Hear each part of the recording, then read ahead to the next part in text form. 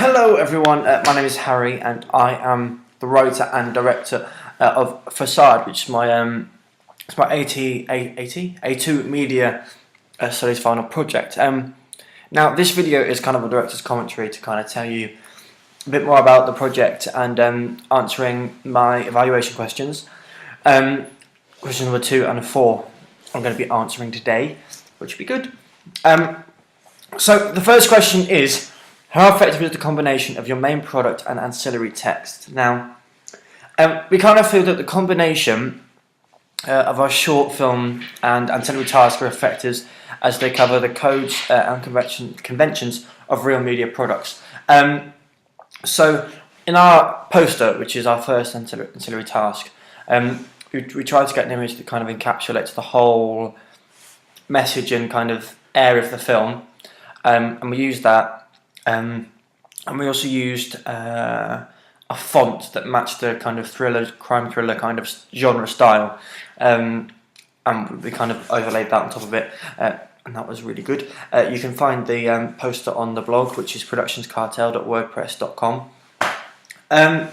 and we also downloaded this font thing, which because conventionally on the bottom of movie posters there's kind of a short kind of bulk of text, which we wanted to replicate. So I downloaded this font thing, and it was basically kind of like a fill-in-the-box kind of thing, but kind of got masked on the top of it, of the poster even, and yeah, that looked really good. And with our audience feedback, we kind of tinkered with it slightly, so we put on a release date of it, we tinkered with the photograph slightly, with the colours of it. It was originally colour, but then the final one we decided to put it in black and white because it seemed like a more fitting colour scheme for it.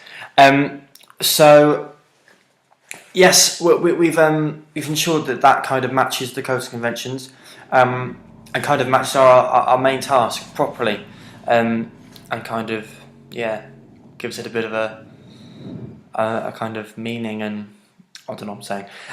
Anyway, second ancillary task that we did was the radio trailer. Now, I've literally just finished about 5 minutes ago editing the radio trailer after getting kind of constant audience feedback, which is what we really wanted to use and kind of take on board and make it the best that it can be. So that is now uploaded to SoundCloud, and that's going to go up on the blog probably at the same time as this video. But in the radio trailer, we wanted to again kind of encapsulate the film, but obviously it was a different kind of platform that we had to kind of match it to. So with the radio trailer, we chose to, instead of having a voiceover man's kind of outlining the plot, which is kind of what sometimes you get and doesn't really work very well, we wanted to kind of use some audio from the actual film to kind of give a short kind of plot, snippet of the plot in 20 to 30 seconds, and I think we did that successfully. I mean, please feel free to comment on it. You know, the audience feedback constant is going to really help us. So we use them. We use them to kind of heighten the professionalism of the main product, FACADE.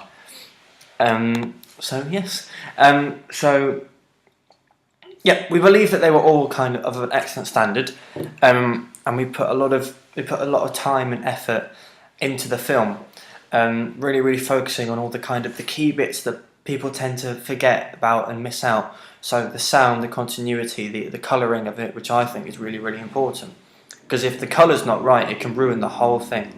You know, a difference between a light blue and a dark blue kind of wash over the top of it, it makes such a difference, and that's something that the audience feedback really did pick up on.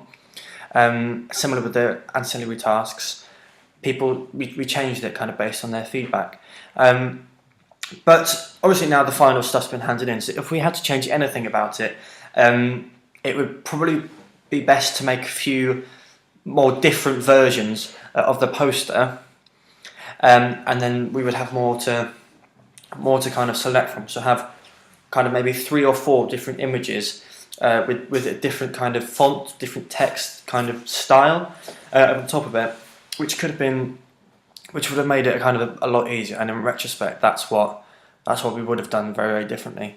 But we were unfortunate, and we found ourselves kind of quite short on time, so we kind of had to make do with what we got. But I think what we got in the end was really kind of it was really kind of impressive and fulfilling for us, because we did put an awful lot of work into it.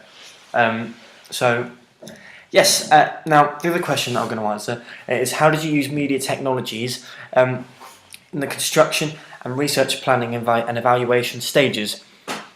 So this is my favourite bit, because I get to talk about all the technical stuff that we did and how it helped. So I'm going to start with the research and planning stage. We're going to go through it. That I can't remember. It's not continuity or conventionally. Chronologically is the word. Right. So research and planning. So to start off with, we wanted to explore different genres. And by doing this, we watched YouTube videos we watched trailers, but we also watched a few kind of 5-10 minute short films. I think we watched about 5 in different genres. And then we decided that thriller was one that we felt that we could do really, really well. So we decided to go off and research that more by using YouTube again to look at more crime thriller short films. We also watched I watched a few feature films to kind of get kind of an idea of how the dialogue was constructed and how the shots were constructed. And something that really did struck me, I'll kind of go off this, I'll kind of run with this more when I talk about construction, but the construction of the shots and the angles, I wasn't sure whether I wanted to go for kind of conventional shots or kind of go for a more creative approach to all the shots. And in the end we kind of did both, because kind of giving it a more kind of obscure angle which kind of matched the story and made the audience feel a little bit more thrilled, I guess. We also found that the blog was really, really helpful for research and kind of going through other people's blogs and kind of other A2 students to see what they had done, because I think once you kind of get an idea of what other people have done, you kind of find new things that people haven't done, and that's what we wanted to kind of convey and produce in our project. Now, with the blog, it really did enable us to kind of put all our detail and research in one place, which is very easy to access and view. So that was really, really helpful. And we also used Google Images for research, kind of with the posters and all sorts of kind of images. That doesn't really matter because I kind of touched on that earlier. But when we were writing it and planning it, we did have a kind of wide variety of software. Now I touched on this in the radio program that I did a couple of days ago, but we used Keynote, Final Draft, Pages, and Adobe Story for the planning of the film. We also used Simple Mind, which is kind of mind mapping kind of thing, which you use to kind of construct ideas and potential plot lines, all that kind of stuff. But Keynote we kind of used to design our title board.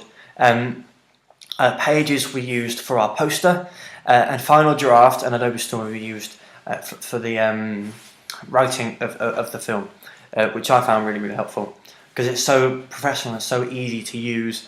Because, for instance, in Adobe Story, it's a free online program, and it's kind of, in a way, it's kind of democratizing filmmaking, because it's making the more professional and industry standard software available for people who don't have a big budget, just like myself and my group. So the really, really fun bit, the construction of our project was something that I absolutely loved doing. It was such a ball, and every time that we went out on shoot days, all the cast got involved, all the crew got involved, kind of helping, kind of chipping in and putting in different shots, suggesting ideas of what they could do in terms of acting, but also in terms of movement with the cameras. It was so much fun. Now there's a post on my blog about what equipment we did use. What equipment we used when we filmed for science. So I used my Canon DSLR camera with a 50mm lens, but also I used a kind of we also used a zoom lens for some shots. For example, the shots of London. There's a really nice one with the London Eye that I kind of drove up to London for a weekend just before New Year's. It was kind of busy, but we kind of I got some really nice shots from using a really long lens. It was about this big. I think about 70 to 300mm length. So it goes from that length to about this length anyway. But it's a really good zoom lens, which kind of helped encapsulate kind of really good establishing shots for the beginning of the film. Also used a microphone. We used I think we started off using a cheap one from eBay, but a friend of mine had a Rode microphone, which we used that to get kind of better sound quality, which I think was really important. What else did we use? Yes, I had a Film City shoulder rig, which kind of stabilizes the camera. For those of you who don't know what it is, a shoulder rig is kind of something that's in between a camera, kind of steady cam, and a handheld. It's the one in the middle, so you kind of got a bit of both. It's kind of stable, but you can manipulate it much more. So you can go like that, and the camera will kind of shake a little bit to kind of give it that handheld look if you really want to. I had a quick release plate on it, so I could take it off, put it on my tripod, or take it off, put it back on with ease, really quickly. Like I mentioned, we also used a tripod, and we couldn't afford any lighting because lighting is ridiculously expensive. So what I did was I made my own kind of light bouncer, which was basic. It was basically like a white bed sheet, but it was kind of wrapped around a big circular thing which I made out of camping poles. It wasn't circular. It was kind of like hexagonal. I don't know. Not a maths guy. But we made that, and that managed to bounce the light from the floor back up to the faces, and it gave us a really good one. But in essence, we kind of used the natural light because at the time it was really sunny. It was cloudy on some days, and that kind of matched what we wanted to go for with regard to the look of our film. In the editing process, I mainly used Final Cut Pro, not iMovie, Final Cut Pro to edit it. So we kind of edited it all together, but then for the kind of post-production, for the colouring and sound production and sound design, I used a program called Hit Film Express. Now, normally it's about £200, but they were doing this kind of free giveaway thing, and I got it straight away because it's an industry standard colouring software, which I used to colour the film well, and it had loads of options for kind of sound levels and much more than Final Cut Pro could offer me. And for that's why I used that for kind of the kind of wider post-production stuff. In terms of sound, we mainly used iTunes Final Cut Pro for sound effects, but for kind of the music in the background, a lot of it I composed myself. I've got a piano in the next room, and kind of a couple of days during the summer I sat there and I tinkered away for a little bit, and kind of came up with a really good score, and I put that into Ableton and produced that to a really high standard. So that's what I used for the music.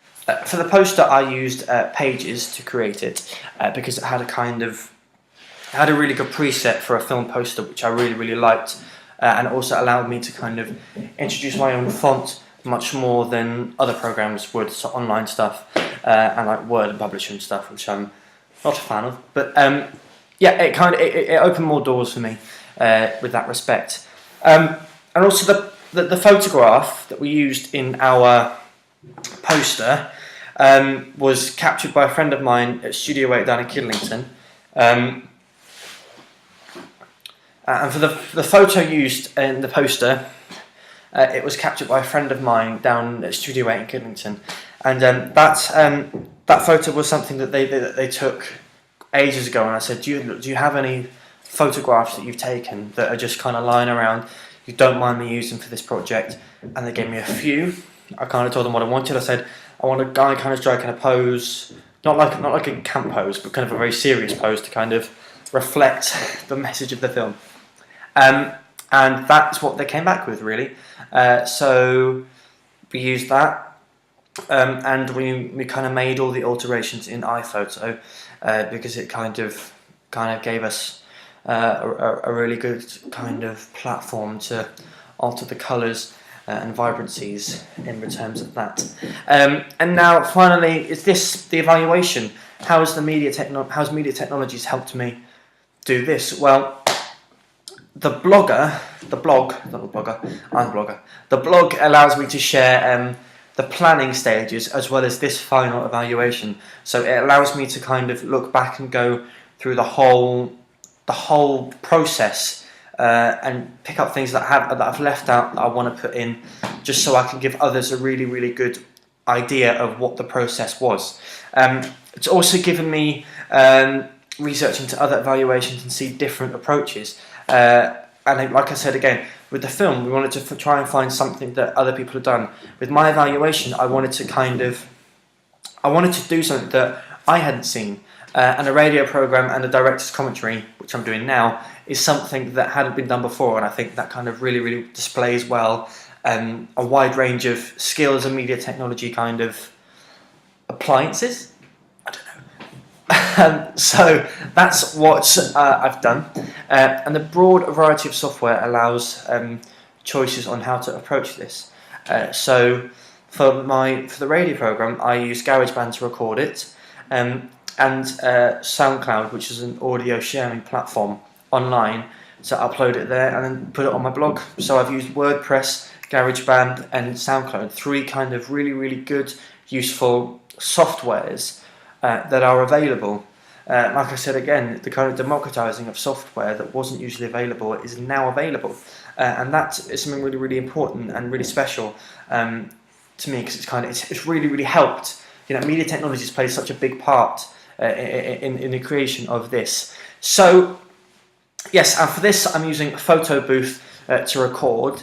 Then I'm going to move it over into Final Cut Pro and edit, then upload it to YouTube. Again, 3 processes, which is just really helpful.